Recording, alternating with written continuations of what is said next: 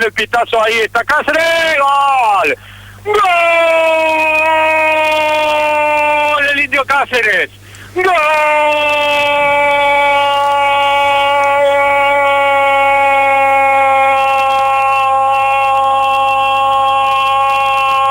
De Belgrano, sí, como un flechazo la definición del Indio Cáceres, definiendo al palo izquierdo de Leyes, que nada pudo hacer, arrojándose, sí, a donde iba el balón, pero junto al palo definió el Indio Cáceres en 26 minutos de la primera parte. Belgrano 2, Atlético San Jorge nada.